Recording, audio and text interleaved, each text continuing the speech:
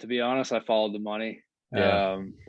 And being for everybody else to know, Western New York is not the place to be if you're a PT that needs to pay off student loans.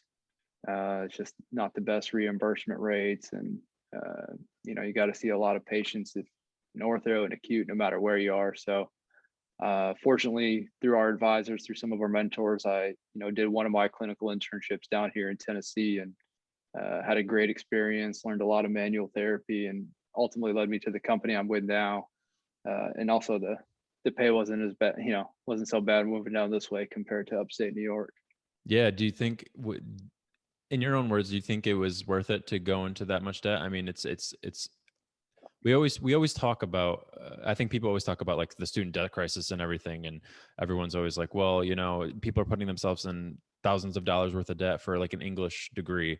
But like we went to school and we put ourselves in thousands of dollars worth of debt, and we got a doctorate, and we still are having difficulties with that. And so maybe you can speak on your own experience and like, I guess, what kind of toll it took on you taking on the debt and then trying to find a job after PT school. Well, that is a loaded question. I'll try not to go down too many rabbit holes with No, student please loans do. and and interest rates and everything. But yeah, I mean, I paid for, my parents helped me out where they could, but all 8 years of my schooling, from 5 years undergrad and 3 years of PT school, was all loans, federal and private.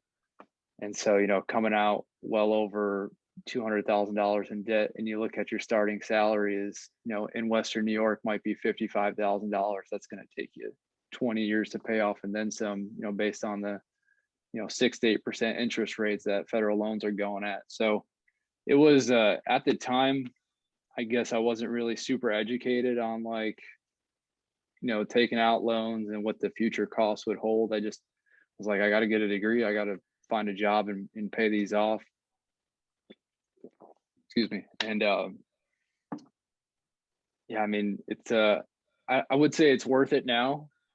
Probably, when I first got out of PT school, I was like, oh my God, this is brutal. Hmm. But you live life, and you enjoy it, and you try to just make it another monthly payment. And at the end of the day, you can't go back and change it. And so I'm doing what I love to do.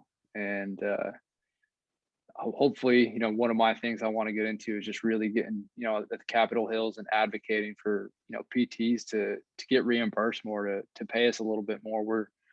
When we can prove that we're saving, thousands of dollars in medications and surgeries, and changing people's lives to get them back to work and make them, a productive member of society again. And I think at the end of the day, we really do, at this point in time, our services are very undervalued.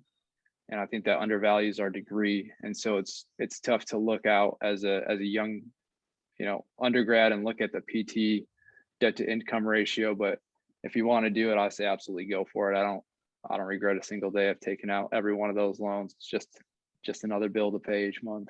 Yeah, it's really tough. I mean, the amount of times I get like a eval and treat from a family physician, and then like they don't really have any idea what's going on. It's kind of